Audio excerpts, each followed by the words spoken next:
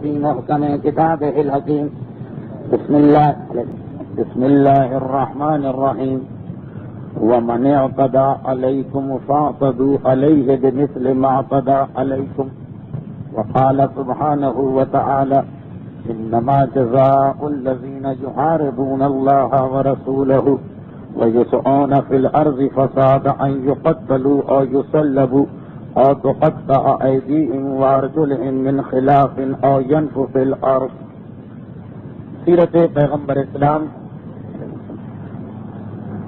موجودہ سال کی چوتھی تقریر اور مجموعی اعتبار سے تقریر نمبر 101.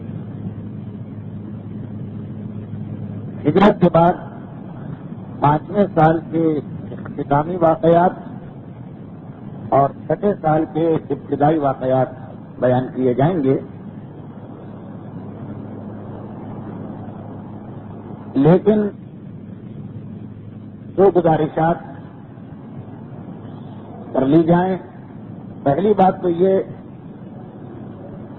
کہ شاید یہ یاد نہ رہا ہو کہ منگل کی تقریر کا وقت رات کے 9:05 ہے، 9 بجے نہیں. یہ اس لیے گزارش کرنا پڑی کہ ہو سکتا ہے کہ بعض لوگوں کے ذہن میں یہ ہو کہ اس سال مسلسل تاخیر ہو رہی ہے. اور دوسری گزارش یہ کہ کثیر تعداد میں خصوصاً خاردر سے باہر رہنے والے صاحبان ایمان نے یہ شکایت کی ہے کہ فی الحال رات بہت جلد شروع ہو جاتی ہے، اس لیے 1 گھنٹے کی تقریر بس تو مناسب ہے، لیکن 1.5 یا اس سے 5-7 منٹ زیادہ اگر تقریر ہو جائے تو اتنی زیادہ رات گزر جاتی کہ پھر شرکت کرنے کی ہمت اور ارادہ نہیں رہتا، جبکہ خواہش ہے. میں نے خود بھی یہ محسوس کیا کہ گزشتہ 2 تقاریر تقریباً 2.25 گھنٹے کی ہو گئی. وہ مسئلہ صرف یہ تھا کہ واقعات کا تسلسل کچھ اس طرح کا تھا کہ دوران تقریر اگر بات کو منقطع کر دیا جاتا تو اگلے ہفتے پھر وہ ساری باتیں دہرانا پڑ جاتی. لیکن واقعات کہ میں خود اپنے لیے بھی محسوس کرتا ہوں، جس علاقے سے چل کے یہاں آتا ہوں اسی وقت وہاں پہ اتنا سناٹا اور ویرانہ ہو جاتا ہے کہ قبرستان یاد آتا ہے. چاہیے کہ واپسی میں اتنی تاخیر. تو خیر میری تو اپنی ذمہ داری ہے، لیکن آنے والوں کی زحمت کا خیال کرتے 1 مہینہ تک ہم اپنی تقریر کو 1 گھنٹے اور 1.25 گھنٹے کے درمیان میں ختم کر دیا کریں گے. خیر یہ تو گزارشات اور تمہیدی باتیں تھیں. سیرت رسول مسلسل بیان ہو رہی ہے اور اب ایک خاص گزارش سیرت رسول کے حالات اور واقعات کے بارے میں. وہ یہ ہے کہ کتابی صورت میں سیرت کو لکھنا اور تقاریر کی صورت میں بیان کرنا اس میں فرق ہے. اور تقریریں بھی اگر مسلسل ہو رہی ہوتی تو بات کچھ اور تھی، لیکن جو وقفہ آ جاتا ہے ہر سال شعبان سے لے کے ربیع الاول تک کا، تو نتیجہ یہ ہے کہ 7 یا 8 سال ہم کو ہو گئے. بہت سے واقعات ایسے ہیں کہ جو پہلے بیان کر دیے گئے، لیکن کسی وجہ سے ابھی بھی ان کی ضرورت پڑ جاتی ہے حالات رسول کے دوران. تو کتاب اگر ہو تو آدمی آرام سے یہ لکھ سکتا ہے کہ یہ چیز کھلا صفحے پہ 1 مرتبہ پھر پڑھ لی جائے. تقریر میں یہ کہنا مشکل ہے. حوالہ تو دیا جا سکتا ہے کہ تقریر نمبر 51 سن لی، لیکن فی الحال جو لوگ یہاں بیٹھے ہیں ان کے لیے تو ممکن نہیں ہے کہ وہ تقریر نمبر 51 سے اسی وقت سن لیں. تو بعض پرانی باتیں جو بیان ہو گئی موجودہ حالات کے درمیان کہیں کہیں وضاحت کے لیے اس کو دہرانا پڑے گا.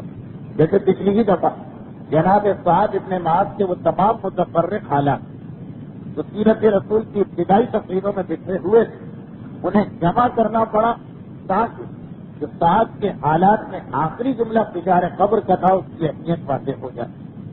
تو وہ تمام حضرات کے جو یہ تقاریر یا تو بعد میں بھی سنتے رہتے ہیں یا ان کا حافظہ ماشاءاللہ اتنا طاقتور کہ 6 سال اور 8 سال اور 4 سال پہلے کی بات ان کو اب تک یاد، ان سے میں معذرت خواہ ہوں کہ جیسے جیسے تقاریر آگے بڑھیں بعض پرانی باتوں کو کبھی کبھار دہرانا پڑ جائے گا.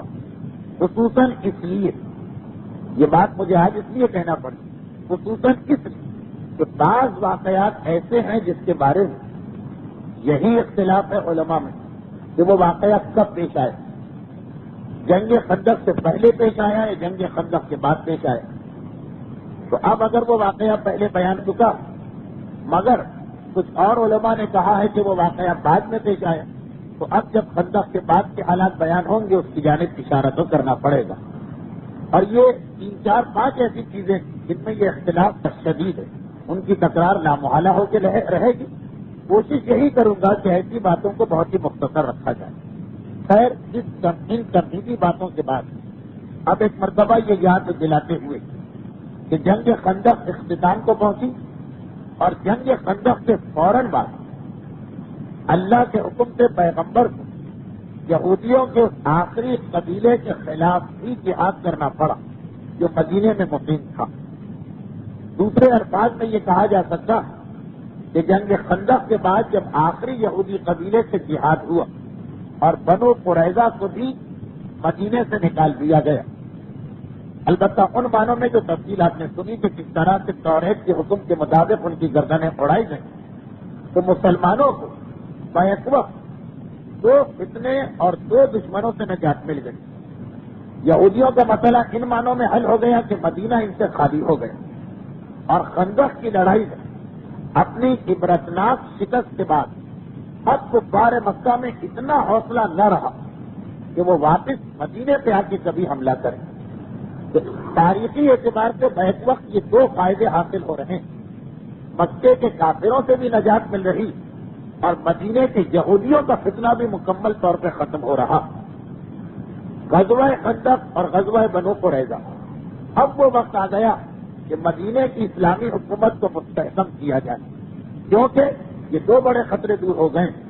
ہنگامی وقت گزر چکا. اس کا مطلب یہ نہیں ہے کہ دشمن بالکل خاموش جا کے بیٹھ گیا.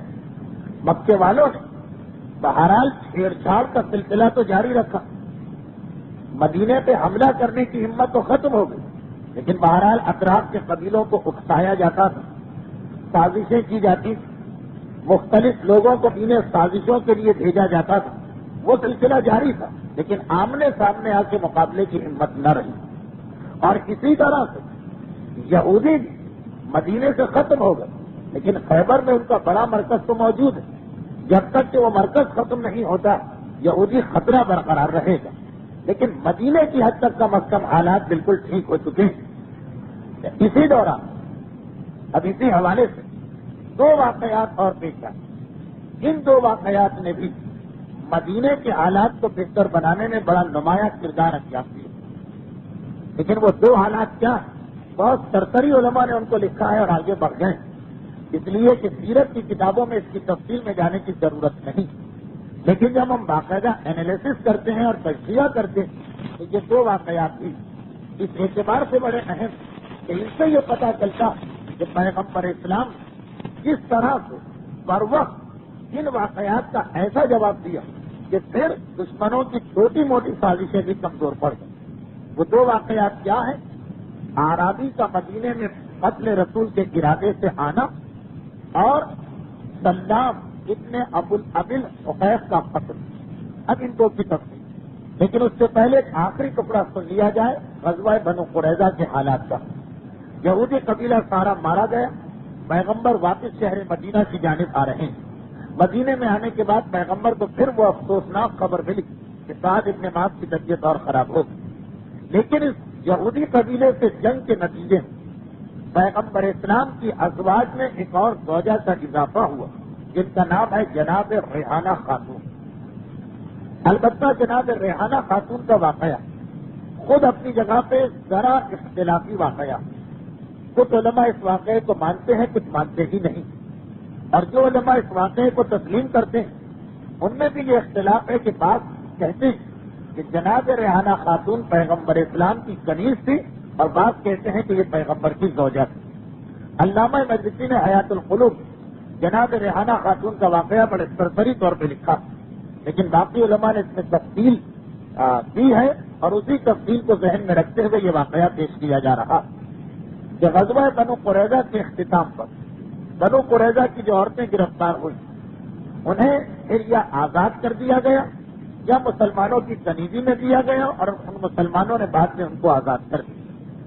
اب انہی عورتوں میں ایک ایسی عورت ہے کہ جو بنیادی طور پر اس قبیلے کی نہیں ہے، ان کا تعلق یہودیوں کے ایک اور قبیلے سے تھا، وہ دوسرا والا قبیلہ بنو نضیر، جسے پیغمبر نے مدینے سے جلا وطن کیا تھا، لیکن شادی ان کی بنو قریظہ میں ہوئی۔ جب بنو قریظہ کے سارے مرد مارے گئے تو اب جناب ریحانہ خاتون، جن کا اصلی تعلق اس قبیلے سے ہے ہی نہیں، ان کا مسئلہ پیش آیا، اور کیونکہ وہ مدینے میں کافی عرصے سے رہ رہی، یعنی ان کا میکہ بھی وہ قبیلہ ہے یہودیوں کا جو مدینے میں رہتا، اور ان کے سسرال بھی یہ قبیلہ، تو بہت ہی مختصر جو تاریخی واقعہ ہے، انہوں نے اسلام قبول کر لی، اور اسلام قبول کرنے کے بعد ان کی شادی پیغمبر اسلام سے ہوئی۔ یہاں تک تو واقعے کے اندر ایک خاص بات نہیں، پیغمبر اسلام شادی کے فوراً بعد انہیں کوئی مکان لے کے نہیں دیا، کسی حجرے میں نہیں ٹھہرایا، بلکہ مدینے کے قبیلے بنو نجار کے گھر میں رکھا۔ یہ بات اس سے پہلے کئی دفعہ بیان ہو چکی کہ پیغمبر اسلام کا طریقہ کار یہ تھا کہ جب کسی بیوی سے شادی کرتے پھر ان کے لیے حجرہ بنایا جاتا تھا مسجد النبی کے اطراف۔ جناب ریحانہ خاتون، پیغمبر اسلام نے شادی کے بعد انہیں کسی مسلمان کے گھر میں رکھا، پھر تاریخ کا جملہ آیا وَضَرَبَ لَهَا الْحِجَابَ، یعنی ایک اعتبار سے یہ واقعہ اس لیے عجیب کہ پیغمبر کی بیویوں میں واحد بیوی جن کے بارے میں یہ روایت آئی کہ ان کو طلاق ملی۔ یہ دوسری بات ہے کہ طلاق کے بعد پیغمبر نے پھر رجوع کر لی، اس لیے ان کا واقعہ ذرا اہم بنا۔ جب جناب ریحانہ خاتون کو پیغمبر نے مسلمان کر کے پھر شادی ہوئی اور ایک گھر میں رکھا تو ساتھ میں وہ حکم بھی دیا کہ مسلمان ہونے کے بعد اب تمہیں حجاب کرنا پڑے گا۔ وَضَرَبَ لَهَا الْحِجَابَ، ان کے لیے حکم حجاب دیا کہ تمہیں پردے کی مکمل پابندی کرنا، کیونکہ ایک سال پہلے بلکہ اسی سال جس سال جنگ خندق ہوئی پردے کا حکم آ چکا تھا عالم اسلام میں، اور تمام مسلمان عورتوں کو پردہ کرنا واجب ہو گیا تھا۔ تاریخوں میں لکھا کہ جناب ریحانہ خاتون کے لیے پردے کی زندگی بڑی مشکل ہو گئی۔ وہ یہودی ماحول کی رہنے والی، میکے اور سسرال دونوں میں کوئی تصور نہیں پردے کا، اور اسلام لاتے ہی فوراً شادی ہوئی، اور شادی ہوتے ہی فوراً حکم پردہ آ گئے۔ سنا کہ ان کے لیے پیغمبر کے گھر میں رہنا مشکل ہو گیا، اور انہوں نے پیغمبر سے مطالبہ طلاق کیا، کیونکہ طلاق کا مطالبہ انہی کی جانب سے تھا، اس لیے پیغمبر اسلام نے ان کو طلاق دے دی۔ ویسے تو شریعت میں یہ مرد کا حق ہے، وہ طلاق دے یا نہ دے، عورت زیادہ سے زیادہ مطالبہ کر سکتی، اس سے زیادہ نہیں، وہ عام حالات میں۔ ہاں، اگر کسی عورت سے ظلم ہو رہا، وہ ظلم کے جو اسلام کی نگاہ برداشت کرنا واجب نہیں، اس کے نان و نفع میں کمی کی جا رہی، یا اسے مارا پیٹا جا رہا، یا اس سے بہت زیادہ گھر کا کام لیا جا رہا، تو پھر تو عورت طلاق لے سکتی، وہ ایک الگ طریقہ۔ لیکن عام حالات میں جب شوہر کی جانب سے کوئی ظلم و ستم نہ ہو تو عورت کو حق سے طلاق نہیں۔ پھر بھی جناب ریحانہ خاتون جب یہ کہتی کہ مجھے اس طرح کی زندگی نہیں گزارنا، تو پیغمبر اسلام نے ان کو طلاق دے دی۔ طلاق کے بعد پھر ان کو یہ اندازہ اور احساس ہوا کہ میں نے یہ کتنی بڑی غلطی کر دی، بنا کے پیغمبر کے پاس آتی۔ بہت مختصر تاریخ ہے اور میں اس کی تفصیل اپنی طرف سے بڑھا نہیں سکتا، صرف کتاب کے جملے دہرا رہا، اور پیغمبر کے پاس آ کے اتنا روئی دھوئی کہ پیغمبر اسلام کو ایک مرتبہ پھر ان پہ رحم آ گئے، اور دوبارہ یا نکاح کر لیا یا اسی طلاق کے حصے میں رجوع کر لیا، اختلاف تو موجود ہے روایتوں۔ اور پھر جناب ریحانہ خاتون اس کے بعد اسی طرح کی زندگی گزاری جس طرح کی زندگی پیغمبر کی ایک بیوی کو گزارنا چاہیے، یہاں تک کہ سن 10 ہجری جب اللہ کے رسول آخری حج کے لیے گئے اور غدیر خون کا اعلان کر کے واپس مدینے آئے، اس کے چند دنوں کے بعد ان کا انتقال ہو گیا، اور جنت البقیع میں ان کو اسی احاطے میں دفن کیا گیا جہاں باقی ازواج رسول کی قبریں اب تک موجود ہیں۔ اور یہ بات تو ہر اس شخص کو معلوم ہے جو ذرا سی توجہ سے کہ ان کا انتقال جو تاریخوں میں لکھا تو یہ وہی تاریخیں ہیں جس کے فوراً بعد پیغمبر کا انتقال ہوا۔ پیغمبر واپس آئے مدینے میں اور 1.5 مہینے کے اندر اندر خود پیغمبر کا انتقال ہو گیا۔ اس کا مطلب یہ ہے کہ جناب ریحانہ خاتون اور پیغمبر کے انتقال میں بہت کم فاصلہ، دوسرے الفاظ میں یہ کہا جا سکتا کہ پیغمبر کی زندگی انتقال کرنے والی بیویوں میں یہ سب سے آخری بیوی ہے۔ یہ ہے جناب ریحانہ خاتون کا مختصر سا واقعہ، جس کے اندر قابل توجہ بات صرف یہی کہ ان کا پردہ نہ کرنے پہ اصرار کرنا، اور پیغمبر اسلام سے ان کو کوئی شکایت نہیں، کسی قسم کا کوئی شکوہ نہیں، اختلاف صرف پردے کا مسئلہ بن رہا۔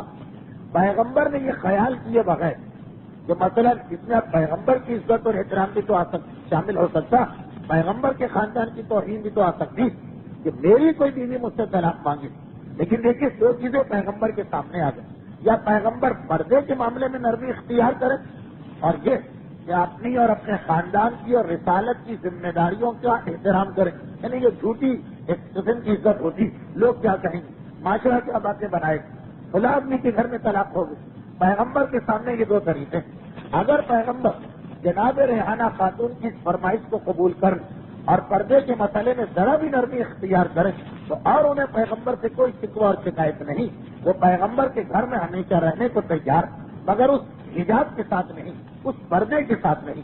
لیکن تاریخ نے یہ بتایا کہ پیغمبر کی نگاہ میں یہ حجاب اور پردے کا حکم اتنا اہم بنا کہ پیغمبر نے یہ بھی خیال نہ کیا کہ لوگ کیا کہیں گے، یہ بھی خیال نہ کیا کہ اس میں کہیں رسالت پر قسم قسم کی تہمتیں اور الزام نہ لگ جائیں، یہ بھی خیال نہ کیا کہ کہیں ایسا نہ ہو کہ اس طلاق کی بنیاد پر لوگ پیغمبر ہی کے اخلاق اور سیرت کے اوپر حملہ کر دیں۔ پیغمبر اسلام نے یہ بھی خیال نہ کیا کہ میں اگر اپنی بیویوں کو طلاق دینے لگا تو باقی عام لوگوں کی کیا حالت ہوگی، نہیں، پردے کا مسئلہ اتنا سخت مسئلہ کہ پیغمبر طلاق دینے کو گوارا کر رہے ہیں، لیکن کون سی طلاق جسے خود رسول نے یہ فرمایا کہ اللہ کو حلال چیزوں میں سب سے زیادہ ناپسند چیز طلاق محسوس ہوتی ہے، کون سی طلاق جس کے بارے میں خود پیغمبر نے یہ ارشاد فرمایا کہ اس دنیا میں پروردگار کو سب سے زیادہ ناپسند وہ گھر ہے جس کے اندر طلاق واقع ہو رہی، یہ ساری خدا کی ناپسندیدہ باتیں اس کے گھر میں ہو رہی جو حبیب خدا، جو خدا کا محبوب ہے، جو خدا سے محبت کرتا اور خدا اس سے محبت کرتا، اسی کے گھر میں ہر وہ بات ہو رہی ہے جو خدا کو ناپسند ہے اس موقع پر، فقط اس لیے کہ بہرحال یہ ناپسندیدگی اپنی جگہ، پردے کا مسئلہ اس سے زیادہ اہم، اس میں کسی قسم کی رعایت نہیں مل سکتی، چاہے وہ پیغمبر کی بیوی ہی کیوں نہ ہو، چاہے وہ پیغمبر کی وہ زوجہ ہی کیوں نہ ہو، جو بہرحال عام مسلمانوں کی ماں، اور جب ماں کا رشتہ آئے گا تو ان کی بے پردگی ذہنوں میں وہ خرابی نہیں لا سکتی جو ایک ایسی عورت کی بے پردگی لا سکتی جس کے اور ہمارے درمیان تقدس کا رشتہ نہ ہو۔ اس کے باوجود پیغمبر دیکھ بھی رہے کہ میری بیوی اب مسلمانوں کی نگاہ میں کتنے مقدس ہے، کوئی برا خیال شاید ذہنوں میں نہ آئے، مگر پردے کا حکم کتنا اہم، ایک طرف اللہ کا رسول اس مسئلے میں اتنا سخت ہم کو نظر آئے کہ طلاق تک دینے کو تیار ہو جائے، تو دوسری جانب آپ خود سوچ سکتے ہیں کہ جب ہمارے ماحول اور معاشرے میں پیغمبر اسلام اس بے پردگی کو دیکھتے ہیں، میں یہاں پہ جو جملہ کہہ رہا ہوں ایک خاص چیز اپنے ذہن میں رکھ کر اس بے پردگی کو دیکھتے ہوں جو پردے دار گھروں میں بھی نظر آتی ہے، لیکن ایک تو معاشرے کے وہ لوگ ہیں جو ہیں بے پردہ، جنہوں نے اعلان بغاوت کیا ہوا، جنہوں نے شریعت کو ماننے سے انکار کیا ہوا، لیکن ان سے زیادہ رحم، ان سے زیادہ افسوس اور ان سے زیادہ تعجب ان لوگوں پر ہوتا جو اپنے آپ کو پردےدار کہتے ہیں، جو اپنے آپ کو پردےدار سمجھتے ہیں، جو ظاہری اعتبار سے خدا اور رسول کی بات ماننے کو تیار، لیکن اس کے باوجود ان کے ذہنوں میں ایسا لگ رہا کہ اس مسئلے کی اہمیت نہیں، یہ بھی رسم و رواج کی چیز بنا دی گئی کہ کراچی میں کچھ علاقوں میں کچھ محلوں میں پردہ شروع ہوا تو دیکھا دیکھی ہم بھی پردہ کر رہے ہیں، ابھی تک اسے اللہ کا حکم سمجھ کر، خوشنودی رسول کا ذریعہ سمجھ کر، امام اور شہزادی کو اپنے سے راضی کرنے والی چیز سمجھ کے غالباً انجام نہیں دیا جا رہا، ورنہ اس قسم کی مثالیں اور واقعات ہمارے ساتھ نہ کہ جس کا نشانہ میں خود بھی بنتا ہوں اور باقی گواہیاں بھی ملتی رہتی۔ سفر حج ایک مقدس ترین سفر جہاں انسان جاتا ہی اس لیے کہ اپنی گزشتہ زندگی کے گناہوں کو معاف کرایا جائے، لیکن کتنی عجیب بات ہوتی کہ گناہوں کو معاف کرانے والے سفر میں لوگ اتنے گناہ کر لیتے ہیں کہ پہلے گناہ کیا معاف ہوں گے، 2 گنا اور 3 گنا اور 4 گنا مزید گناہوں کو اپنے ساتھ لے کے آتے ہیں۔ میں خود ہر سال دیکھتا رہتا ہوں، میرا خود اختلاف ہوتا رہتا، میں خود بھی جانتا ہوں کہ اسی وجہ سے کتنے لوگ ایسے ہیں جو اس بات پر راضی ہی نہیں کہ مثلاً اس قافلے میں سفر حج کریں جس میں میں شامل، اس لیے کہ اپنی حد تک پوری احتیاط کے باوجود یہ دیکھا جاتا حج پہ جا رہے ہیں، محرم و نامحرم، پردہ اور بے پردگی، اس کا تصور ذہنوں سے نکال دیا جاتا. کتنے ہی ایسے گھرانوں سے وہاں پہ جھگڑا ہوتا کہ کراچی میں جب تک ہم ان کو دیکھیں بڑے متاثر کہ بڑے مذہبی لوگ، متقی ہیں، پرہیزگار ہیں، دیندار ہیں، کہ یہاں پردہ بھی، اور وہاں پہ اسی پردے پہ جھگڑا ہوتا. 40 دن کا قیام، ہمیں تو وہی رہنا ہے کہ جہاں ہمارے مرد رہ رہے ہیں، یہ خیال کیے بغیر کہ وہ محرم ہے یا نامحرم، اور یہ خیال کیے بغیر کہ یہ تو ناممکن، حج کے اوپر یہ تو ناممکن ہے، سوائے اس کے کہ کوئی لکھپتی جا رہا کہ خاص اس کے لیے غلط کمرہ، وہاں تو بغیر کسی رشتے داری کے سب کو ساتھ رہنا پڑتا. ہماری جانب سے پابندی ہوتی، مرد الگ عورتیں الگ. روزانہ صبح و شام کسی بات پہ کتنے جھگڑے ہوتے رہتے ہیں مجھے معلوم، میں دیکھتا ہوں. اور پھر جو کچھ یہاں دیکھا وہ تو خیر کم، لیکن جو اختلاف ہے میرے پاس، لوگ مشہد جاتے ہیں، جاتے ہیں، کربلا اور نجف جاتے ہیں، معصوم کے روزے کی زیارت کو جا رہے ہیں. اس وقت تو ہر وہ کام کرنا چاہیے جو امام کو خوش کرے، اور ہر اس عمل سے گریز کرنا چاہیے کہ جو امام کو ناراض کرے. لیکن انداز تو وہاں مسافر خانوں میں رہائش اختیار کی جاتی کہ ایسا لگ رہا کہ یہ ذہنوں سے تصور تک نکل چکا کہ امام کو خوش کرنا بھی کوئی عمل، ذہنوں سے یہ تصور تک نکل چکا کہ حجاب کی بھی اسلام میں کوئی اہمیت ہے. یاد رکھیے بالکل واضح مسئلہ کہ اگر واقع جو بعض لوگ کہہ دیتے ہیں کہ جی ممکن ہی نہیں کہ انسان وہاں پردے کی پوری پابندی کرے. جو اکثر طریقہ ہے کہ قافلے گئے، ایک کمرہ ملا، اس میں عورتیں مرد ایک ساتھ چلے گئے، یہ سمجھتے کہ رشتے داری، یہ رشتے داریاں نہیں چلتی. خصوصاً وہ رشتے داریاں کہ جو ہمارے ماحول اور معاشرے میں شادی، بہنوئی، زیور، دعوت، چند محنت کے لیے بے پردہ آنا، اسلام اسے بھی برداشت کرنے کو تیار نہیں. ہو جائیے کہ ساتھ ایک ہی کمرے میں اٹھنا بیٹھنا رکھا جائے. لیکن اگر واقعا کوئی کہے کہ ممکن ہی نہیں تو یاد رکھیے کہ پھر زیارت کرنا غلط ہو جائے گا. زیارت کا سفر جائز سفر نہیں رہے گا. زیارت کا سفر اپنی تمام تر تاکید کے باوجود مستحب سفر، اور پردے کی پابندی کرنا واجب. ہر وہ مستحب جس کی وجہ سے واجب چھوٹ رہا، شریعت میں وہ مستحب غلط ہو جاتا، شریعت میں وہ مستحب ثابت ہو جاتا، شریعت میں وہ مستحب معاف ہو جاتا. تو زیارت امام اگر کوئی شخص سنجیدگی سے یہ سمجھتا کہ پردے کی وہ پابندی کی ہی نہیں جا سکتی، تو اس کے لیے جناب اویس قرنی کی مثال دے کر کہ ساری زندگی پیغمبر کی زیارت اس لیے نہ کی کہ ماں راضی نہیں، اور ماں کا حکم ماننا واجب تھا. زیارت رسول مستحب تھی. پیغمبر خود بھی زندہ بنفس نفیس مدینے کے اندر موجود، مگر اویس قرنی زیارت رسول کو ترک کر رہے ہیں ماں کے حکم کے اوپر. وہی اصول آج بھی کہ اگر معصوم کی زیارت کی خاطر بے پردگی ہو رہی تو معصوم کی زیارت کے سفر پہ جانا غلط ہے. لفظ حرام بھی استعمال کیا جا سکتا ہے، لیکن میں اس لفظ کو استعمال نہیں کر رہا اور غلط ہے. اس بات کا خیال رکھیے گا کہ ٹرین کے سفر میں، بسوں کے سفر میں، مسافر خانوں کے قیام میں، ہر جگہ حکم شریعت بالکل اسی انداز سے باقی اور برقرار جس انداز سے شہر کراچی کے اندر کوئی اس کے اندر کسی قسم کی لچک نہیں. یہ تو ضمنی بات آگے یہ دیکھتے ہوئے کہ پیغمبر اسلام نے پردے کے مسئلے پر اتنا سخت موقف اختیار کیا اور اتنا سخت اسٹینڈ لے لیا کہ اپنی بیوی کو طلاق دینا برداشت کر لیا، مگر پردے میں کسی قسم کی نرمی کے قائل نہ ہوئے، اور وہ بھی ایسی عورت کے ساتھ. یہ بھی دیکھیے کہ ایک ہمارے گھر والے جو پیدا ہی ہوئے ایمان اور محبت اہل بیت کے ساتھ، ان کے لیے مشکل ہو رہا اہل بیت کو راضی کرنا. اپنا آرام زیادہ پسند ہے مرضی اہل بیت کے مقابلے میں. بھئی یہ آرام ہی کی تو بات، ٹرین میں پردہ کیوں نہیں ہو سکتا؟ لیکن یہی بات کہ تھوڑی زحمت ہو، زحمت گوارا نہیں ہے. بے شک امام ناراض ہو جائے، ہمارا آرام امام کی مرضی سے زیادہ اہمیت رکھتا.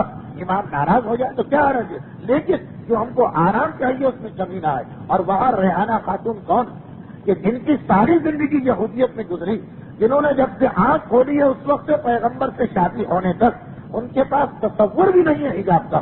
ان کو جو ایک دم سے حجاب کرنا پڑا تو زحمت ہو رہی ہو، اور کئی ہزار گنا زیادہ زحمت ہماری عورتوں کے مقابلے میں. اس کے باوجود پیغمبر وہاں رعایت دینے کو تیار نہیں ہوئے. تو ہمارے یہاں کی خواتین یہ کیسے سمجھ سکتی، اور پھر خواتین کے ساتھ کے مرد یہ کیسے خیال کر سکتے کہ اس پاک اور پاکیزہ اور مقدس سفر میں ہر قسم کے گناہوں کی چھوٹ مل جائے، خصوصاً بے پردگی جیسا گناہ. بس اتنا ہی کافی ہے. اس لیے کہ مجلس میں تو اس عنوان پر اور زیادہ بات کی جا سکتی، مگر سیرت رسول اصل واقعات جو ہے وہ رہے جا رہے ہیں. جگہ جگہ روک کے مجھے توجہ تو آپ کی مبذول کرانا پڑتی ہے، سیرت رسول سے ہماری آج کی زندگی کا تعلق، مگر بہرحال اس کی خاطر پورا کا پورا وقت اس موضوع پہ نہیں دیا جائے گا۔ یہ جناب ریحانہ خاتون کا واقعہ تھا جس نے اہمیت پردے کو بیان کر دیا اور یہ بتا دیا کہ رسول اس کی خاطر طلاق دینے کو تیار ہے۔ بہرحال ریحانہ خاتون کا واقعہ بنو قریظہ کی لڑائی کا اختتامی واقعہ۔ اب اس کے بعد یہودیوں کا مدینے سے مکمل طور پہ خاتمہ ہو گیا اور مکے کے کافروں کی کمر ٹوٹ گئی کہ اب وہ دوبارہ خندق کے بعد واپس مدینہ نہیں آ سکتے، لیکن ابھی مکے سے سازشوں کا سلسلہ جاری۔ چنانچہ تمام تاریخوں نے اس واقعے کو لکھا کہ یہ دیکھ کر کہ مدینے پہ حملہ ناممکن، اب سرداران مکہ یہ سازش اختیار کی کہ کسی طریقے سے چھپ چھپا کے پیغمبر پہ حملہ کیا جائے، جو آج کی اصطلاح میں مثلا یہ دہشت گردی کہلاتا۔ اب ڈائریکٹ یا آمنے سامنے تو اب حملہ نہیں کر سکتے، خندق کی لڑائی کمر توڑ گئی ہے مکے والوں، لیکن پیغمبر کو تو قتل کرایا جا سکتا۔ چنانچہ تمام تاریخوں میں ہے کہ جنگ خندق کے فوراً بعد سن 5 ہجری کے اختتام سے ایک دن مکے سے خانہ کعبہ کے صحن سردار مکہ ابو سفیان نے کھڑے ہو کے یہ اعلان کیا کہ اگر کوئی شخص مدینے جا کے محمد کو قتل کر کے آ جائے تو میں اسے منہ مانگا انعام دینے کو تیار ہوں۔ اور باقاعدہ اس کی تقریر ہے تاریخ کے اوراق پر کہ وہ کہہ رہا کہ میری سمجھ میں نہیں آتا کہ میں کس طرح سے اس محمد کا خاتمہ کروں، اس لیے کہ اب فوج لے کے جانا یہ تو محال ہو گیا، کوئی میرا دل خوش کرے میں منہ مانگا انعام دوں گا۔ اچھا جو مکے کے لوگ ہیں ان میں سے کوئی کھڑا نہیں ہوا، اس لیے کہ یہ سب جان چکے ہیں کہ مدینے میں پیغمبر پہ حملہ کرنا کتنا مشکل ہے۔ لیکن ایک اعرابی مکہ خانہ کعبہ کی وجہ سے ہر وقت باہر سے آنے والوں کا بھی مرکز بنا رہتا تھا، اس نے اکثریت اجنبی لوگوں کی ہوتی۔ ایک اعرابی نے یہ جملہ سنا، منہ مانگا انعام مل رہا، وہ فوراً آگے آئے اور کہا کہ اے سردار مکہ،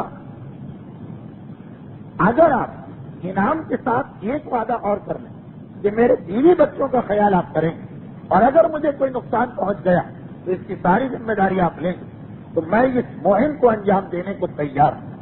سردار مکہ نے وعدہ کر لیا کہ تمہارا منہ مانگا انعام بھی موجود اور تمہارے گھر والوں کی تمام تر ذمہ داریاں تمہاری واپسی تک میرے سپرد، اور اگر تم واپس نہ آ سکے تو جب تک وہ زندہ۔ اب اعرابی اس وعدے اور وعید کے بعد تیار ہو کے مدینے کی جانب چلتا۔ یہ واقعہ بہت ہی مختصر واقعہ اور واقعات کے اعتبار سے اس میں کوئی خاص تجسس نہیں، لیکن کیونکہ اس کے بعد پیغمبر اسلام کا عمل ایسا جسے سمجھنا ضروری تاکہ یہ پتہ چلے کہ اسلام کی وہ تصویر بھی غلط ہے جو ہمیں پیش کی جاتی ہے کہ ہر جگہ معافی دیے جاؤ، اس لیے میں یہ واقعہ بتا رہا ہوں۔ اعرابی چلا مدینے میں داخل ہوا، پوچھا لوگوں سے کہ تمہارا رسول کہاں؟ اس وقت پیغمبر اسلام اتفاق سے مسجد النبوی میں نہیں تھے بلکہ قبیلہ عبد الاشل کی مسجد میں گئے ہوئے تھے۔ یہ کون سا قبیلہ ہے؟ بنو عبد الاشل، وہی سعد ابن معاذ کا قبیلہ، وہ سعد جن کے انتقال کے حالات پچھلی تقریر میں آپ نے سنے۔ پیغمبر اس مسجد میں گئے ہوئے تھے، چنانچہ یہ اعرابی اس مسجد کی جانب چلا، چھوٹی سی مسجد، اونٹ کو مسجد کے باہر باندھا اور مسجد میں داخل ہوا۔ جیسے ہی مسجد میں داخل ہوا پیغمبر اسلام سامنے ہی بیٹھے، سمجھ تو گیا کہ یہی شخص مجھے رسول لگ رہا، مگر ایک مرتبہ بآواز بلند تصدیق کے لیے، کنفرم کرنے کے لیے سوال کرتا کہ تم میں عبد المطلب کا بیٹا کون؟ اس اثنا اسی دوران جو لوگ پیغمبر کے اطراف میں بیٹھے تھے جن میں جناب اسید بھی تھے، سعد ابن معاذ کے وہ چچا زاد بھائی جنہوں نے سعد سے کچھ منٹ پہلے اسلام قبول کیا پچھلی تقریر، وہ بھی قریب میں تھے۔ پیغمبر نے کہا اس شخص کو غور سے دیکھو، یہ وہ ہے کہ جو مجھ پر قتل کے ارادے سے میرے قریب آنا چاہتا، مجھے قتل کا ارادہ اپنے دل میں رکھ کے آگے بڑھ رہا۔ اتنی دیر میں اعرابی نے سوال کیا کہ تم میں عبد المطلب کا بیٹا کون؟ پیغمبر نے فرمایا انا ابن عبد المطلب، میں ہوں عبد المطلب کا بیٹا۔ اتنا سنتے ہی وہ تیزی سے پیغمبر کے قریب آنے لگا۔ جناب اسید یہ منظر دیکھتے ہیں اور ان کے دل میں یہ خوف پیدا ہوا کہ ایسا نہ ہو کہ یہ اتنے قریب آ جائے کہ پھر ہم اسے روکنا بھی چاہیں تو روکتے روکتے ہی رسول کو نقصان پہنچا دیا۔ اپنی جگہ سے دست لگائی، راستے ہی نے اس کو پکڑا، اسے روکا اور کھینچتے ہوئے وہ مسجد سے باہر لے گئے۔ ادھر اعرابی چیخنے لگا کہ ایک مہمان کے ساتھ تم کیسا سلوک کر رہے، میں تو تمہارا مہمان، عرب کے قاعدے کے خلاف مہمان پہ حملہ کر، مگر جناب حسین پیغمبر کا جملہ سن چکے اور پیغمبر کو کوئی نقصان نہیں پہنچنا چاہیے، اس کے لیے ہر قسم کے الزام سننے کو تیار۔ روایت یہ ہے کہ مسجد کے دروازے پہ کھڑا کر جناب حسین نے اس کی جسمانی تلاشی لی تو دیکھا کہ اس کے کرتے میں سینے کے قریب وہ خنجر تیار رکھا ہوا جس سے وہ پیغمبر اسلام پہ حملہ کرنا چاہتا۔ پیغمبر اسلام نے وہیں سے آواز دی کہ اے حسین، اسے لے جا کے کسی مکان میں بند کر دو، ایک دن کے بعد اس کے مسئلے کا فیصلہ کیا جائے گا۔ اچھا، یہ بھی اسلام کا ایک اہم حکم، اگر کہ یہ پیغمبر کی ذات کے لیے تو نہیں لیکن اللہ کا رسول کیونکہ نظام بنا رہا، جب نظام بنایا جاتا تو بہت سے ایسے احکام بھی لائے جاتے جو اپنے لیے نہ، اور وہ حکم کیا کہ اگر کبھی کوئی بھی جج یا قاضی خود اس کا اپنا مسئلہ کہیں سے آ جائے تو اس کے لیے حکم ہے کہ جب تک کہ وہ بالکل غصے اور غم کو اپنے دل سے نہ نکالے اس وقت تک کسی مقدمے کا فیصلہ نہ کرے۔ کم اور بیش وہی صورتحال جو میدان خندق میں پیش آئی کہ مولا عمر ابن عبدود کے سینے پہ سوار ہوئے اور جب روکا گیا تو سینے سے اتر کے آ گئے کہ وہ وقت جہاد کا وقت بھی نہ رہا اور دشمن خدا کے قتل کا وقت بھی نہ رہا، ایسا نہ ہو کہ ذاتی غصہ شامل ہو جائے۔ پیغمبر اسلام نے دیکھا کہ مجرم ہتھیار کے ساتھ پکڑا گیا لیکن فقط یہ درس دینے کے لیے، اب ہم میں سے ہر ایک کو پتا جناب پیغمبر کو اس وقت کوئی غصہ آیا ہوگا، نہ اس آرابی کے خلاف کوئی انتقام کا جذبہ دل میں پیدا ہوا ہوگا، لیکن یہ اصول بتانے کے لیے کہ قاضی یا جج کی ذمہ داری کتنی اہم، لے جاؤ۔ اگلے دن اس کو لے کے آنا، اگلا دن پیغمبر مسجد النبوی میں آ چکے، اس آرابی کو لایا گیا۔ اچھا، اب اس کے اندر ایک چیز اور سوچ لیجیے، وہ یہ ہے کہ اس میں ایک نفسیاتی نقطہ بھی تھا۔ اگر پیغمبر اسلام جو فیصلہ بھی سنا رہے ہیں وہ کیا فیصلہ سنایا؟ آرابی آیا، جیسے ہی پیغمبر کے سامنے آیا پیغمبر نے جناب اسید سے کہا اس کی رسیاں کھولو اور اسے آزاد کر دو۔ رسیاں کھلی، آرابی کو یقین نہیں آ رہا، پیغمبر کہتے جا، میں نے تجھے آزاد کیا، جدھر تیرا دل چاہے تو جا سکتا۔ اب دیکھیے یہی فیصلہ اگر کل ہوتا تو کل جس وقت یہ آرابی پکڑا گیا تھا، سیرت رسول میں نفسیاتی نقطے بھی، جس وقت یہ آرابی پکڑا گیا تھا اس وقت یہ اتنا گھبرا گیا ہوگا اور پریشان ہو گیا ہوگا کہ اگر اس کو چھوڑ دیا جاتا تو ایک مرتبہ اونٹ پر بیٹھ کے سیدھا مدینے کے باہر بھاگتا۔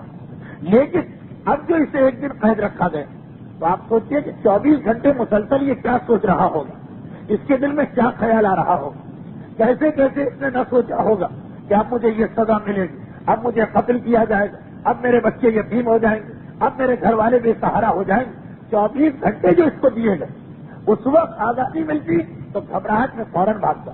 اب 24 گھنٹے جو اس نے سوچا اور سمجھا تو جب مدینے کی مسجد میں داخل ہوا ہوگا تو اپنی موت کے لیے تیار ہو کے داخل ہوا ہوگا۔ اس وقت جو اسے یہ پیغام میں آزادی ملا تو بے اختیار کہتا پیغمبر اسلام کو مخاطب کر کے کہ آپ نے مجھے آزاد کر دیا، میں جو آپ کو قتل کرنے کے لیے آیا تھا۔ پیغمبر اسلام نے کہا ہاں، اس لیے کہ میرے اور تیرے درمیان کوئی دشمنی نہیں، وہ تیرا عمل تھا، یہ ہمارا طریقہ۔ بس وہیں پہ کلمہ اسلام پڑھ کے دائرہ اسلام میں داخل ہوا اور کہا کہ اللہ کے رسول اب میں کچھ دن آپ کے ساتھ رہنا چاہتا ہوں۔ یہ اس کو مسلمان، دو چیزوں کو مجھے واضح کرنا، پہلی چیز تو یہ کہ اس کو مسلمان کس چیز نے بنایا، کچھ ایک دن کی قید ہے، ورنہ جب ہتھیار کے ساتھ پکڑا گیا اور آزاد ہوتا تبھی مسلمان نہ ہوتا، کیونکہ اس وقت بھاگنے کی فکر ہوتی۔ اب 24 گھنٹے کے بعد یہ تو اس کو اطمینان ہو گیا ہوگا کہ مجھے مرنا تو ہے۔ اس وقت جو اسے اسلام کی نعمت ملی تو دل پہ اس وقت جو اسے آزادی کا پیغام ملا تو دل پہ اثر ہوا، اسلام قبول کیا۔ مگر جو اس سے زیادہ اہم نقطہ ہے وہ بھی سمجھ لیجیے، اس کو تو پیغمبر نے آزاد کر دیا کیونکہ اس کے اور رسول کے بیچ کوئی دشمنی، لیکن جس نے اس کو بھیجا اگر پیغمبر اس وقت کوئی سخت ایکشن نہ لے اور کوئی سخت قدم نہ اٹھائے تو جس نے اس کو بھیجا عربی تو صرف بیچ میں استعمال کیا گیا، اس کا رسول سے کوئی تعلق نہیں، چنانچہ اس پر اثر ہوتا ہے، کلمہ اسلام پڑھ لیا، مگر اس کا دشمن پیغمبر کا اصلی دشمن اس عربی کو بھیجنے والا اگر رسول اسے بھی نظر انداز کر دے، اگر رسول اسے بھی معاف کر دے تو نتیجہ کیا ہو؟ اگلے دن وہ کسی اور کو بھیجے، 4 دن کے بعد وہ کسی اور کو بھیجے گا. مسلسل قاتلانہ حملے ہوتے رہیں گے. پیغمبر کی جان بچانے والا خدا ہے بے شک، مگر رسول بتا رہے ہیں کہ نظام اسلام اس طرح نہیں چلتا. معافی دی اس عربی کو، یہ اسلام کی رحمت کا پہلو. اور وہ جس نے پیغمبر کی قتل کی سازش کی، پیغمبر نے اسے معافی نہیں دی. وہ اس لیے کہ اسلام میں توازن، اس کو معاف کرنا، اسے معاف نہیں کرنا، اس کے لیے وہی حکم ہے جو قرآن کے سورہ بقرہ میں آیا اور جس کی آیت کی تلاوت میں نے آج کی. وہ من اعتدی علیکم، اے مسلمانوں یاد رکھو، اور یہ بڑا اہم اصول ہے. اس سے ایک اور واقعہ بھی حل ہونے والا ہے آج کے دن پر، کہ جو تم پر ظلم کرے فاعتدوا علیہ، تو تم بھی پلٹ کر اس کو وہی جواب دو. فاعتدوا علیہ، وہی جواب اس کو دو کہ مثل ما اعتدی علیکم، جتنا اس نے تم پہ ظلم کیا بالکل اسی کے معنی تم بھی اس سے پلٹ کے جواب دو. یہ اصول اسلام بتا رہا. اس لیے کہ معاشرہ چلانے کے لیے یہ اصول ضروری. اپنے خاندان میں آپ دیکھ لیجئے، اپنے پڑوسیوں میں آپ دیکھ لیجئے، اپنے کاروباری ڈیلنگ کے ساتھیوں میں دیکھ لیجئے. کچھ ایسے ہوتے ہیں جن کی غلطی ایسی کہ ان کو معاف کرے تو فائدہ، اور کچھ ایسے کہ ہر معافی انہیں مزید سچی بنا دیتی، ہر دھرم بنا دیتی، اور زیادہ سخت کر دیتی. وہ آپ کو بے وقوف سمجھنے لگتے، وہ آپ کو احمد سمجھنے لگتے، وہ آپ کو معصوم اور کھلا بھالا سمجھنے لگتے. یہ فرق ذہن میں رکھنا. پیغمبر نے عربی کو معاف کیا، پتا ہے اس کے بارے میں، یہ اس کو معاف کروں گا، یہ دوبارہ پلٹ کے آئے گا نہیں، مگر اسے نہیں چھوڑا جائے گا.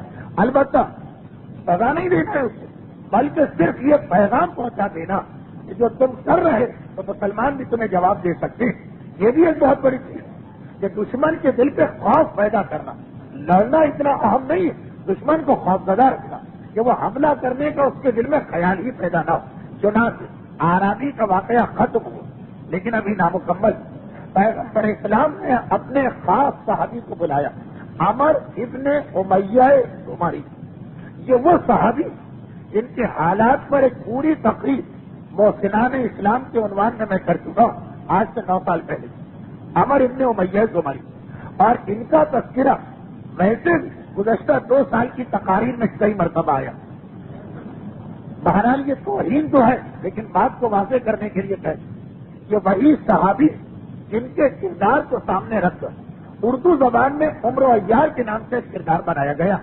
عمر ابن امیہ، ان کی خصوصیت یہ کہ یہ دوڑنے میں بہت تیز تھے، پیدل چلنے میں کوئی ان کا مقابلہ نہیں کر سکتا، اور انتہائی ہوشیار انسان، انتہائی ذہین و ہوشیار انسان. تو پیغمبر اسلام کو جب کوئی ایسا قدم اٹھانا پڑتا جس میں ذرا جاسوسی کا پہلو تو انہی کو بھیجا جاتا. یاد کیجیے کہ اس سے پہلے جب وہ مسلمان صحابی کی میت کو مکے سے منگوانا پڑا انہی کو بھیجا گیا.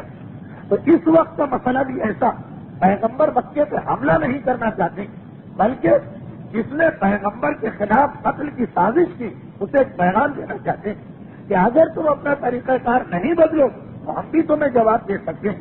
عمر ابن امیہ زمری کو بلایا اور ان کے ساتھ ایک اور صحابی کو رکھا اور کہا کہ جاؤ مکے میں اور اس عربی کو جس نے بھیجا ابو سفیان جا کے اس پہ حملہ کرو اور اگر نقصان پہنچا سکتے ہو تو اسے نقصان پہنچاؤ. یہ کہہ کے پیغمبر نے ان 2 آدمیوں کو بھیجا. اور اصطلاح میں بہرحال جو لشکر پیغمبر بھیجے اس کا نام ہو جاتا ہے سریہ.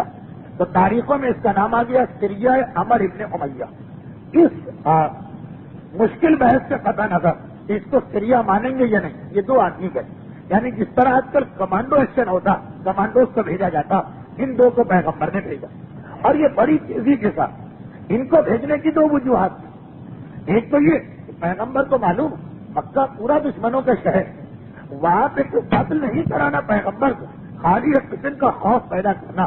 اس کے لیے بھی عمر ابن امیہ بڑے مناسب آدمی، اور جلدی جواب دینا تاکہ اس آدمی کو پتا چل جائے کہ یہ جواب مجھے کس چیز کا مل رہا. اگر 2 سال گزر جائیں، 6 مہینے گزر جائیں، وہ خود بھی بھول جائے گا. عمر ابن امیہ نے اپنے ساتھی کو لے کر، ساتھی کا نام تاریخوں میں ہے لیکن کیونکہ میں نے یہ طے کیا ہوا کہ جہاں جہاں قبیلوں کے نام، آدمیوں کے نام اور فنوں کے بغیر کام چل سکتا میں اس کے بغیر ہی کام چلاؤں گا تاکہ آپ کو تقریر مشکل نہ لگے.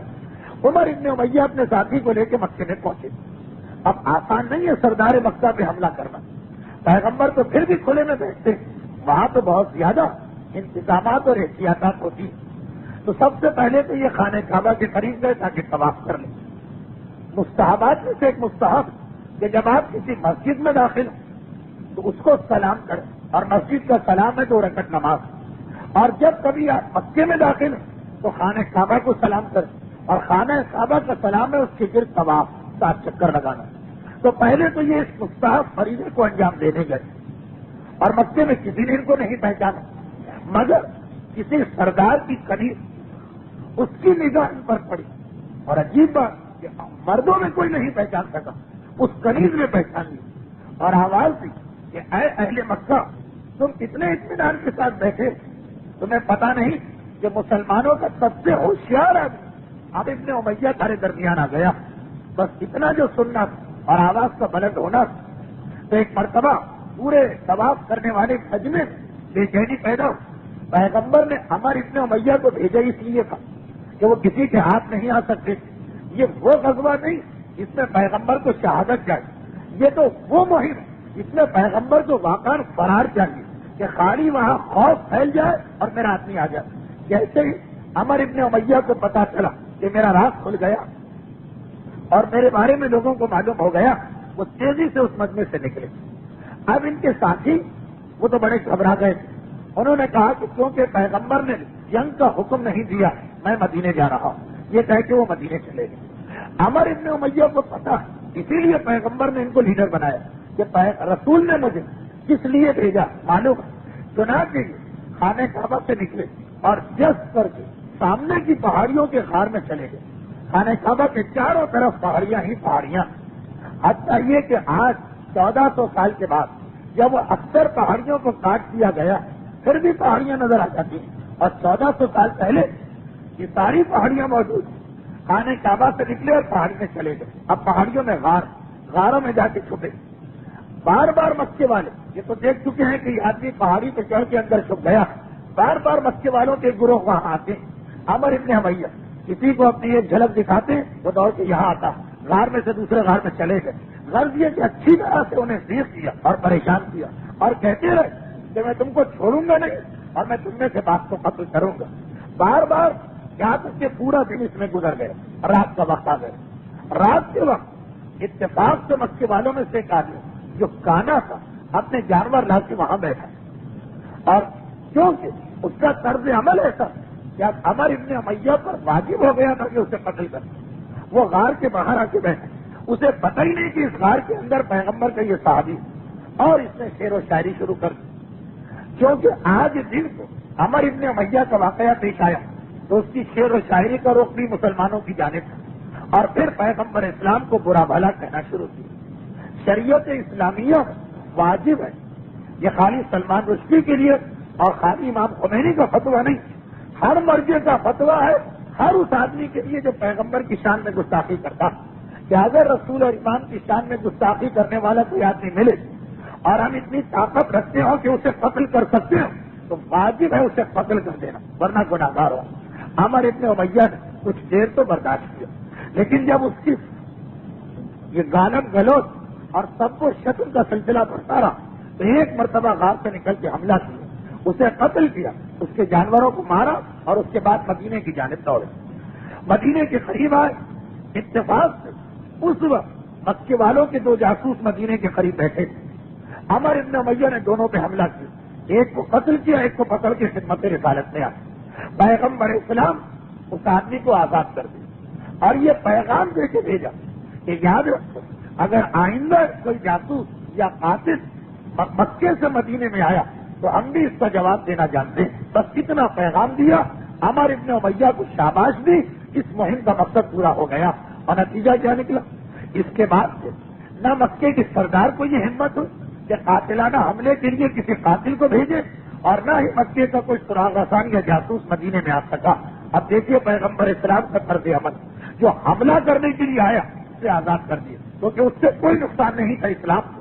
لیکن جو اسے بھیج رہا تھا اسے فوراً پیغام بھجوا دیا کہ اگر تم وہاں سے قاتل بھجوا سکتے ہو، اگر تم وہاں سے جاسوس بھجوا سکتے ہو تو آپ مسلمان بھی بدلہ دینا جانتے ہیں. ہمارے پاس بھی اس کا جواب ہے، ہمارے پاس بھی ایسی طاقت ہے. تو یہ انتہائی اہم حکم اسلام تھا کہ جب دشمن سر پہ چڑھا آ رہا ہو، شریک دشمن نہ ہو، بلکہ ذلیل دشمن اور ہماری نرمی کو ہماری کمزوری سمجھے تو اس کو جواب دینا ضروری ہوتا ہے۔ یہ تو ہو گیا ایک عام واقعہ۔ اب آئیے ایک اور خاص واقعہ۔ اسی دوران پیغمبر اسلام جنگ خندق کے بعد خیبر کی لڑائی تک کسی بڑی لڑائی میں حصہ نہیں لیتے، مگر چھوٹی چھوٹی لڑائیاں ہوتی۔ ان میں سے ایک لڑائی کا نام سریہ قرنین، اور اسی کو سریہ قرز بھی کہتے ہیں۔ اب یہ واقعہ بھی بڑا اہم ہے سننا، تاکہ پتہ چلے کہ اللہ کے رسول جو دین لے کے آئے وہ اصلی دین ہے کیا۔ اتنا غلط ہم نے سمجھ لیا۔ یہ تو آپ نے دیکھا کہ باقاعدہ مکے والوں کو جواب دینا تھا۔ اب اس کے بعد ایک خاص واقعہ، پیغمبر اسلام کے پاس 8 آدمی آئے، ان کا تعلق ہے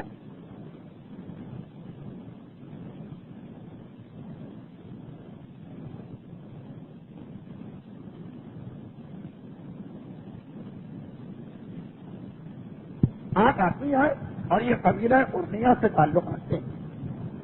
انہوں نے آ کے خواہش ظاہر، ذرا توجہ سے سنیے گا، پیغمبر اسلام رحمت للعالمین ہونے کے باوجود، فتح مکہ کے دن سب کو معاف کرنے کے باوجود جو اسلام لے کر آئے اس میں یہ بھی، یہ 8 آدمی آتے ہیں اور کہتے ہیں کہ ہم نے اسلام کی تعریف سنی، ہم مسلمان ہونا چاہتے ہیں۔ کیا ہے اسلام؟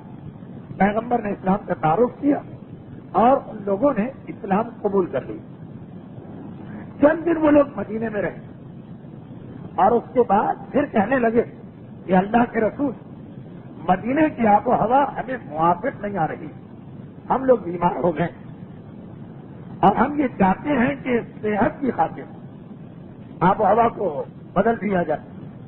پیغمبر نے انہیں مدینے سے باہر پیغمبر اسلام کی ایک چراگاہ یا عام مسلمانوں کی ایک چراگاہ، وہاں پہ پیغمبر کے جانور، مسلمانوں کے جانور اور جو سستے وغیرہ کے جانور ہوتے ہیں وہ چرا کرتے ہیں، زکات وغیرہ کے جانور۔ پیغمبر اسلام نے ان کو بھیج دیا اس چراگاہ کے کچھ حصے جو رسول کے لیے مخصوص ہیں۔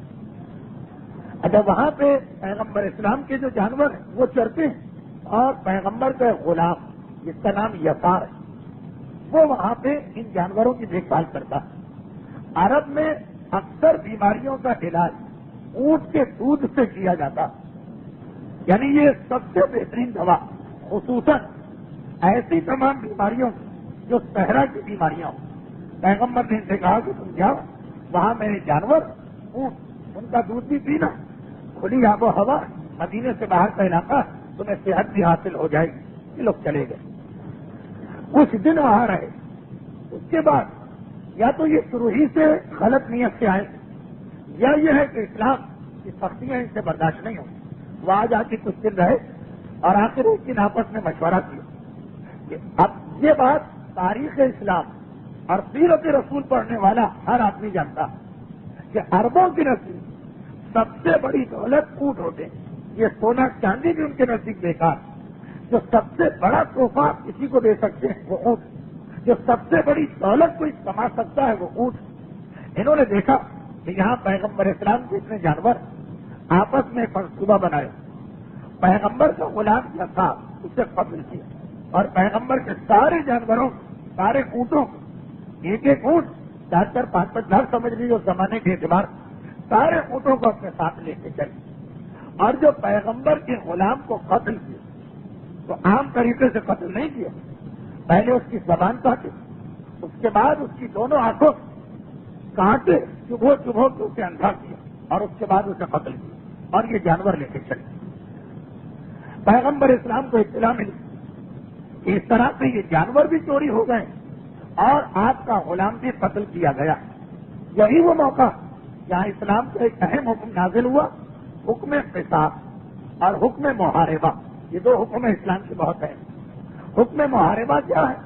سورہ مائدہ کی 35ویں آیت، انما جزاء الذین یحاربون اللہ ورسولہ، یہ آیت کسی موقع پہ نازل ہوئی کہ اے مسلمانوں سن لو، جو اللہ اور رسول سے جنگ کرتا، وَيَسْعَوْنَ فِي الْأَرْضِ فَسَادًا، اور زمین میں فساد برپا کرتا۔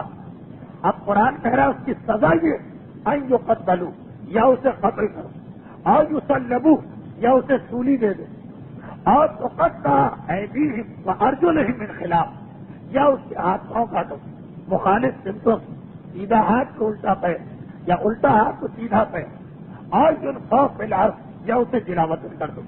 یہ سزا دی گئی، یہ قرآن نے سزا سنائی اس آدمی کی جو اللہ اور رسول سے جنگ کرے۔ تو مفسرین لکھتے ہیں کہ یہ آیت خاص ان 8 آدمیوں کے واقعے کے بعد نازل ہوئی، اور اسی سورہ مائدہ اس آیت کے 9 آیتوں کے بعد ایک اور آیت، وہ کیا؟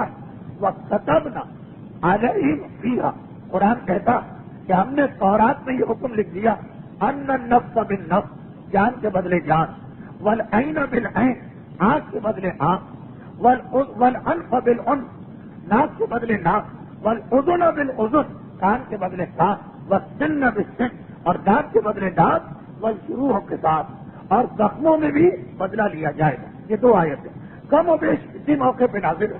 کم از کم پہلی آیت کے بارے میں تو طے شدہ بات ہے۔ خیر، اب وہ 8 آدمی پیغمبر کے غلام کو قتل کرتے ہیں، جانوروں کو لوٹ مار کر کے اپنے ساتھ لے جاتے ہیں۔ جیسے ہی پیغمبر کو اطلاع ملی، اپنے صحابی جناب قرس کو بلائے اور کہا کہ ان کا تعاقب کرو اور سامان بھی لے کے آؤ اور مجرموں کو گرفتار کر کے بھی لاؤ۔ جابر ابن عبداللہ انصاری کہتے ہیں کہ میں نے دیکھا اس وقت پیغمبر نے دعا مانگی کہ پروردگارا، یہ لوگ جو یہ لوٹ مار کر کے گئے ان کے راستے کو گم کر دے، انہیں راستہ نہ ملے، ان کے لیے راستے کو بند کر دے۔ اب وہ لوگ کتنے دن پہلے نکلے ہوں گے، یہ خبر مدینے میں آئی، پیغمبر نے ایکشن لیا، کم سے کم 1 دن تو لگ گیا ہوگا۔ 1 دن پہلے وہ بھاگے اور چوری کر کے بھاگے، کتنا تیز جا رہے ہوں۔ جابر کہتے ہیں کہ مجھے یقین پیغمبر نے دعا کی اب یہ لوگ پکڑ جائیں گے، اور ہوا بھی ہے کہ پیغمبر کے صحابی جناب قرس ان کے پیچھے دوڑے تو راستے ہی میں ان کو پکڑ لیے، اور واقعات لگ یہی رہا تھا کہ ان کو راستہ نہیں مل رہا، تو چاروں طرف تلاش کر رہے ہیں لیکن ان کو بھاگنے کی اور اپنے قبیلے پہنچنے کی جگہ نہ ملی۔ جناب قرس سب کو لے کے آئے، سارے اونٹ مل گئے سوائے ایک اونٹ کے جسے ان لوگوں نے نہر کر کے یا سبا کر کے کھا لیا۔ اب پیغمبر اسلام ان 8 سے 8 سزائے موت دی۔ اللہ کا رسول اپنے غلام کے قتل کو معاف بھی کر سکتا، اپنے جانوروں کی لوٹ مار کو نظر انداز بھی کر سکتا، لیکن دیکھیے رحمت للعالمین ہونے کا مقصد یہ نہیں کہ ایسے لوگوں پہ مہربانی کی جائے جو دغا بازی کرتے ہیں، غداری کرتے ہیں، جو پیٹھ میں خنجر گھونپتے ہیں، جو مسلمانوں کے لیے آگے چل کے نقصان دے۔ کیونکہ انقلاب ایران کے بعد کثرت کے ساتھ یہ دیکھا گیا کہ تاریخ نہ جاننے کی وجہ سے لوگ الٹے سیدھے اعتراض میں پڑ گئے۔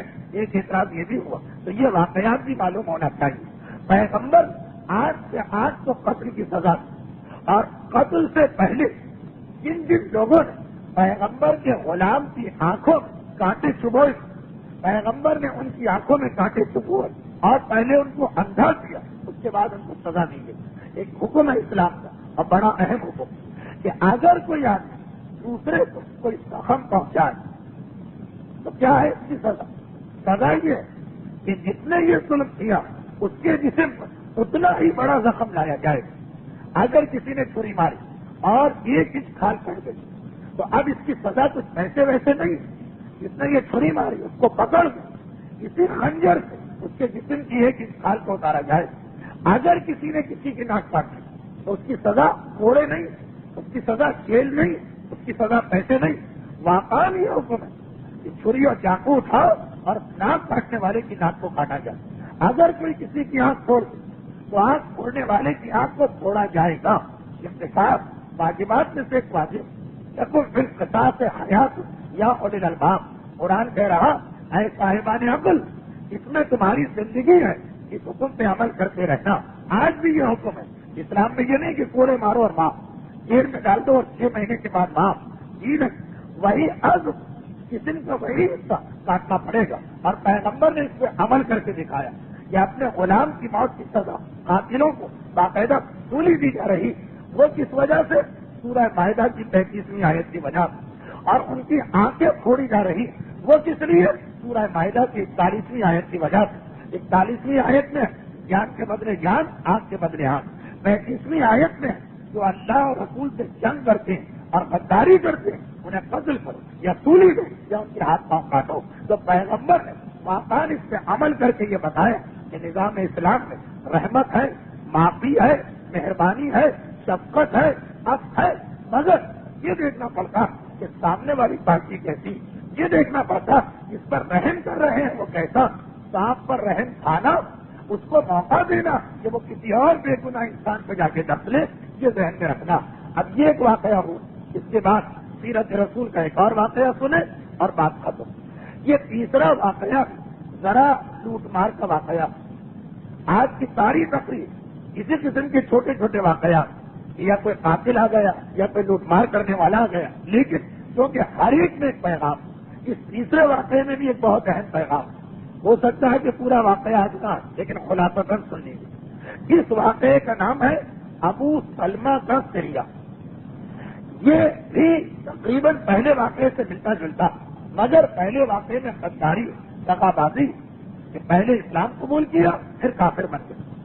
دوسرے واقعے میں یہ نہیں، دوسرا واقعہ صرف اتنا کہ پیغمبر اسلام مسجد النبوی میں بیٹھے، بلکہ مسجد سے باہر پیغمبر کے دو صحابی، جن میں سے ایک کا نام ابو سلمہ، شکار کے لیے گئے ہوئے۔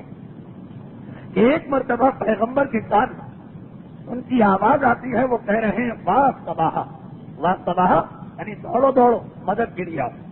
واقعہ یہ ہوا کہ مدینے سے باہر ایک چراگاہ تھی غابہ کے مقام پر، غابہ غین بیہے۔ اچھا، مدینے شہر کی چاروں طرف پیغمبر نے مختلف چراگاہیں بنائی تھی تاکہ اس میں جانوروں کو چھوڑا جائے اور وہ وہاں پہ غلہ کرے۔ اچھا، وجہ کیا وہ بھی سن لیجیے۔ زکات میں جانور نکالے جاتے ہیں، کسی کے پاس 40 بکریاں ہیں، 1 بکری دو، 5 اونٹ ہیں، 1 بکری دو، 25 اونٹ ہیں، 5 بکری دو، 30 گائے ہیں، 1 گائے دو۔ تو زکات پہلے زمانے میں کرنسی نوٹ وغیرہ تو تھے نہیں، جانور زیادہ، زکات میں لوگ جانور ہی دیتے تھے، وہ واجب، یہ سارے جانور کہاں رکھے جائیں؟ آج بھی آپ سوچیے کہ کسی مرجے وقت کو یہ جانور ملنے لگے، کہاں رکھے گا؟ لازمی طور پہ چراگاہیں بنانا پڑیں گی۔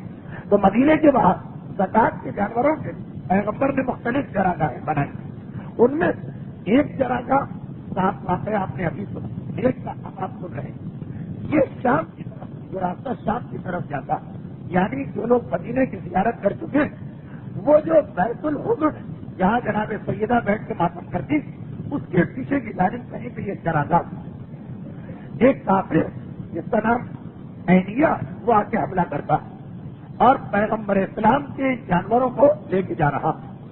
ابو سلمہ جو شکار کے لیے نکلے، ان کی نگاہ پڑ گئی، وہیں سے چیخ ماری، اے مسلمانوں دوڑو دوڑو، یہ مسلمانوں کا مال لوٹا جا رہا۔ یہ آواز سب سے پہلے پیغمبر نے سنی، اور جیسے یہ آواز سنی تو اپنے سارے ساتھیوں سے کہا تیار ہو جاؤ، ہمیں ان چوروں کے پیچھے جانا۔ بعض روایات میں یہاں پہ ایک جملہ اور بڑھا دیا گیا، اور وہ یہ کہ اس واقعے سے 2-3 دن پہلے حضرت ابو ذر غفاری پیغمبر کے پاس آئے اور کہا اللہ کے رسول، میرا دل چاہتا کہ میں اپنے بیٹے کو چند دنوں کے لیے مدینے سے باہر بھیجوں، تو غابہ جگہ بہت اچھی ہے، آپ اجازت دے دیں کہ میرا بیٹا وہاں رہ سکتا۔ یہ اجازت کا مسئلہ اس لیے ہوا کہ یہ چراگاہیں کسی کی ذاتی نہیں، یہ بیت المال کی، بغیر اجازت کے کوئی وہاں نہیں رہ سکتا۔ تو جس طرح سے آپ ہم میں سے کسی کو کبھی فرض کیجیے کہ گھومنے کے لیے ہفتے جانا، آپ جن لوگوں کے وہاں حق ہے اجازت دیتے، یا مری مری جانا جن کے وہاں بنگلے ہیں اجازت نامہ لے کے جاتے، اللہ کے رسول میرے بیٹے کی طبیعت کچھ خراب ہے، اجازت دے دیجیے کہ وہ کچھ دن وہاں ٹھہرے۔ پیغمبر نے کہا کہ ہے ابو ذر، میں اجازت نہیں دیتا۔ ابو ذر جیسا صحابی اور پیغمبر جیسا مہربان منع کر، سب کو تعجب ہوا۔ ابو ذر نے دوبارہ اصرار کیا، پیغمبر نے پھر منع کیا۔ تیسری مرتبہ روایت یہ کہ ابو ذر بھی تعجب کے عالم میں کہہ رہے ہیں اللہ کے رسول آپ مجھ جیسے شخص کو منع کر رہے ہیں۔ پیغمبر نے کہا اے ابو ذر، میں تمہیں تمہارے فائدے کے لیے منع کر رہا ہوں، مستقبل کو میں دیکھ رہا ہوں تو نہیں دیکھ رہے، لیکن اب اتنا ہی اصرار کرتے ہو تو جو مسئلہ ہے کہ پروردگار جا تمہارے بیٹے کو اجازت۔ ابو ذر کا بیٹا بھی اسی چراگاہ میں تھا۔ ان چوروں نے جب حملہ کیا تو بعض جانوروں کو ذبح کیا، ابو ذر کے بیٹے کو شہید کیا، ایک مسلمان عورت ان کے ہاتھ لگی، اسے قیدی بنا دی۔ اتنی دیر ابو سلمہ جو شکار کے لیے آئے، جب ٹیلے پر تھے یہ منظر دیکھ لیا، وہی جو آواز دی کہ مسلمانوں دوڑو، یہ آواز پیغمبر نے سنی، اپنا جلدی سے کہا کہ لشکر تیار کرو، ہمیں ان کا تعاقب کرنا۔ ابو سلمہ کو بڑی بے چینی کہ یہ لوگ بھاگ رہے ہیں، ایسا نہ ہو کہ لشکر آتے آتے یہ لوگ غائب ہو جائیں، چنانچہ وہ اسی وقت ان کے پیچھے بھاگے۔ اور یہ ابو سلمہ کی تاریخ سے لکھا گیا کہ اس شدت کے ساتھ تیر چلاتے ہوئے بھاگے کہ اگر کہ یہ ایک ہے وہ کم سے کم 20 آدمی، مگر ان کی تیر اندازی سے گھبرا گئے وہ لوگ، نہ اتنی ہمت کہ پیچھے آ کے ایک آدمی کو مار دے جو پیچھا کر رہا، اور نہ وہ لوگ تیزی سے دوڑ سکتے، ایسی تیروں کی بوچھار، ایک آدمی 20 آدمیوں کو نہ پیچھے آنے دے نہ آگے جانے دے۔ اتنی دیر میں لشکر اسلام بھی آ گئے۔ جس وقت لشکر اسلام آیا اس وقت تک یہ چور بھاگتے بھاگتے ایک ایسی جگہ پہنچ گئے تھے جس کا نام تھا ذی قرو، ایک جگہ کا نام، اور وہاں پہ عربوں ایک بڑا طاقتور قبیلہ رہتا، یہ وہی قبیلہ جو جنگ خندق میں مکے والوں کا ساتھی بن کے آیا۔ یہ جو گھبرائے میں تو تھے ابو سلمہ کی تیر اندازی سے، لشکر اسلام سے نہیں گھبرائے، وہ تو آیا ہی نہیں، وہ تو نظر نہیں آ رہا، اتنے گھبرائے ہوئے کہ پھر جب انہوں نے دیکھا کہ ہم اس طرح نہیں دوڑ سکیں گے، جانوروں کو چھوڑنا شروع کیا تاکہ ہماری اسپیڈ بڑھ جائے۔ پھر بھی ابو سلمہ اتنے جوش کے ساتھ کہ انہوں نے دیکھا کہ ہم اس آدمی سے پیچھا نہیں چھڑا سکیں، وہ قیدی عورت اس کو وہاں پہ زمین پہ بٹھا دیا اور دوڑتے چلے گئے، یہاں تک کہ چلتے چلتے وہ اس طاقتور قبیلے میں داخل ہو گئے۔ ادھر لشکر اسلام بھی آ گیا، ذی قرو نامی جگہ پہ پیغمبر نے لشکر کو رکوا دیا۔ ابو سلمہ جنہوں نے اتنی اب تک محنت کے ساتھ پوری مہم کو سر کیا، کہتے ہیں اللہ کے رسول ہمارے مجرم سامنے کے قبیلے میں آئیے حملہ کر، لیکن پیغمبر اسلام نے یہ دیکھا کہ قریش سے آلریڈی جنگ چل رہی، بنو غطفان سے اس وقت جنگ چھیڑنا مناسب نہیں، کہا کہ اے ابو سلمہ اسلام کی مصلحت کے خلاف، چلو یہاں سے واپس چل۔ کیا معاذ اللہ پیغمبر اسلام ظالم کے خلاف جہاد کرنے سے گھبراتے تھے؟ کیا پیغمبر اسلام ظالم کو سزا دینے سے ڈرتے تھے؟ کیا اللہ کے رسول کے دل میں وہ بہادری اور خوف نہ تھا؟ جی نہیں، یہ ساری باتیں، مگر کبھی مصلحت وقت کا تقاضا ہوتا کہ بہادری کے باوجود، شجاعت کے باوجود، طاقت رکھنے کے باوجود واپسی اختیار کرو۔ یہ جملہ بھی اس لیے کہنا پڑا کہ مثلا اور تو اور بعض کم علم اور کم عقل لوگوں نے مرد وقت آیت اللہ ہوئی ایک طویل عرصے تک اسی قسم کے بہتانات اور الزامات لگائے کہ اگر سیرت رسول کو پڑھیں تو پتا چلے گا کہ یہ الزام لگانے والے کی کم عقل، اس کی جہالت اور اس کی نادانی کا ثبوت ہے۔ پیغمبر اسلام ابو سلمہ جیسے صحابی کی خواہش کو رد کر رہے ہیں، جس بیچارے نے کتنی محنت کر کے ان چوروں کو اب تک کنٹرول میں رکھا تھا کہ سارا مال واپس ملا، مسلمان عورت پوری عزت اور احترام کے ساتھ واپس آئی، اور وہ سامنے کے قبیلے میں جب قریش مکہ مسلمانوں کا کچھ نہ بگاڑ سکے تو یہ قبیلہ کیا بگاڑتا؟ مگر اللہ کے رسول نے کہا جنگ چھیڑنے کا بھی وقت نہیں ہے، یہ کہہ کے واپس چلے۔ خیر یہ تو ہو گیا ایک عام واقعہ، مگر اس کا آخری جملہ بڑا ہے، اسی کے لیے میں نے یہ سارا واقعہ سنایا۔ جس وقت پیغمبر اسلام واپس جا رہے تو وہ مسلمان عورت جو پکڑی گئی، گرفتار کر کے لے جائی گئی، وہ پیغمبر اسلام کے پاس آئی مدینے میں، جب یہ لوگ مدینے میں پہنچے اور آنے کے بعد کہا کہ اللہ کے رسول میں نے ایک منت مانی ہے، اسے پورا کرنا چاہتی ہوں۔ منت اسلام میں آ چکا تھا اس کا حکم، اور منت کیا مانی؟ پیغمبر نے کہا تمہاری منت کیا ہے بتاؤ؟ کہا کہ اللہ کے رسول جب یہ کافر مجھے گرفتار کر کے لے جا رہے اس وقت تو میں بہت پریشان تھا، پھر انہوں نے راستے میں مجھے پکڑا ایک جگہ اور آگے بڑھ گئے، اطراف میں نے دیکھا یہ اونٹ مجھے مل گئے، انہی اونٹوں میں سے ایک اونٹ جنہیں کافر راستے میں جگہ جگہ چھوڑتے جا رہے تھے وزن کم کرنے کے لیے، میں ڈرتے ڈرتے اس پر بیٹھ گیا اور اس کا رخ مدینے کی جانب ہو گیا۔ جانور پہچانتے ہیں اپنے مستقبل کو۔ اس وقت میں نے اللہ سے منت مانی کہ اگر اس اونٹ صحیح سالم خیریت کے ساتھ مجھے مدینے پہنچا دے تو میں اس اونٹ کو سوا کروں گی راہ خدا۔ اب اس منت کو میں پورا کرنا چاہتی ہوں۔ اس وقت روایت یہ ہے کہ پیغمبر اسلام کے چہرے پہ مسکراہٹ آ گئی۔ یہ مسکراہٹ پیغمبر کے چہرے پہ اس وقت آتی کہ جب ہم اور آپ ہوں تو کہا لگا کوئی ایسی ہی دلچسپ بات۔ اس پوری لڑائی کے نتیجے سے یہ جملہ ہم کو پیغمبر کی بارگاہ سے فقہی مسئلہ ملا، اس لیے واقعہ سنا۔ پیغمبر نے مسکرا پہلے سے ایک جملہ کہا اب یہ مذاق کا جملہ، یہ مذاق کا جملہ، اللہ کے رسول بھی مذاق کرتا اور کہا کہ اے عورت، تو نے بھی عجیب منت مانی کہ جو تجھ پر احسان کر کے مدینے میں لا رہا، منت مانی اسی کو ذبح کر کے کھا لے گی، اس نے تو تجھ پر احسان کیا، تجھے مدینہ خیریت کے ساتھ لایا۔ دیکھیے اگر آدمی یہ منت مان کہ اگر اس جانور نے مجھے پٹک دیا تو میں اس کو مار دوں گا، وہ تو سمجھ میں آتا، لیکن اگر اس نے خیریت سے مدینہ پہنچا دیا تو پھر میں اس کو ذبح کر کے اس کا کوئی تسلیم کروں گا۔ البتہ اگر آپ گہرائی میں دیکھیں تو اس میں کوئی حرج نہیں، لیکن وہی کہ کبھی کسی مسئلے کا جواب دیتے وقت بطور نثار اور مذاق بھی کوئی بات کہی جا سکتی۔ پیغمبر نے کہا کہ اے عورت، عجیب منت تو نے مانی کہ جو تجھ پر احسان کر کے خیریت سے تجھے پہنچا رہا اسی کی موت کی منت مان رہی۔ یہ تو خیر مذاق کا جملہ ہو۔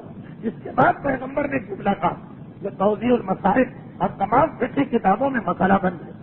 پیغمبر کہتے ہیں یاد رکھو تمہاری یہ منت شروع ہی سے غلط تھی، اس لیے کہ لا نظر فی معصیت اللہ، کوئی ایسی منت ہے ہی نہیں جس میں گناہ ہو۔ گناہ کی منت اسلام میں نہیں چلتی۔ اگر کوئی آدمی کسی گناہ کی کام کی منت مانے وہ منت بالکل بیکار۔